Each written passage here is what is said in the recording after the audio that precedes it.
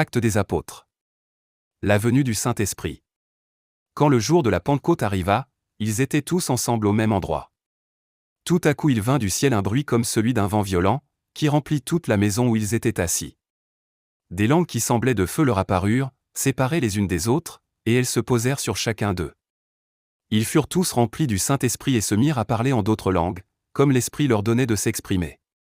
Or il y avait en ces jours à Jérusalem des Juifs, hommes pieux venus de toutes les nations qui sont sous le ciel.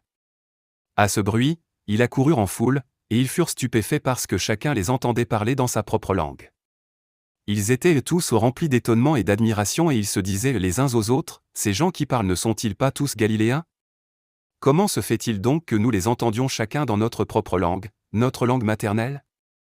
Parthes, Mèdes, Élamites, habitants de la Mésopotamie, de la Judée, de la Cappadoce, du Pont, de l'Asie, de la Phrygie, de la Pamphylie, de l'Égypte, du territoire de la Libye voisine de Cyrène et résidents venus de Rome, juifs de naissance ou par conversion. Crétois et Arabes, nous les entendons parler dans notre langue des merveilles de Dieu. Tous remplis d'étonnement et ne sachant que penser, ils se disaient les uns aux autres, « Qu'est-ce que cela veut dire ?» Mais d'autres se moquaient et disaient, « Ils sont pleins de vin doux. » Le discours de Pierre. Alors Pierre, debout avec les 11 apôtres, s'exprima d'une voix forte en ces termes, « Hommes de Judée et vous tous qui séjournez à Jérusalem, comprenez ce qui se passe et prêtez l'oreille à mes paroles.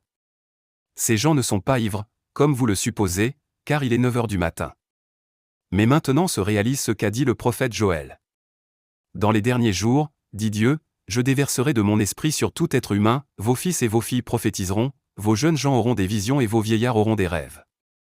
Oui, sur mes serviteurs et sur mes servantes, durant ces jours-là, je déverserai de mon esprit et ils prophétiseront.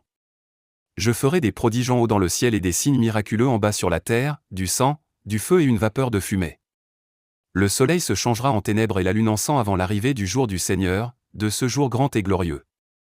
Alors toute personne qui fera appel au nom du Seigneur sera sauvée. Israélites, écoutez ces paroles. Dieu vous a désigné Jésus de Nazareth en accomplissant par lui, au milieu de vous, des miracles, des prodiges et des signes, comme vous le savez vous-même. Cet homme vous a été livré suivant le projet défini et la prescience de Dieu. Vous l'avez arrêté, vous l'avez fait mourir sur une croix par l'intermédiaire d'hommes impies.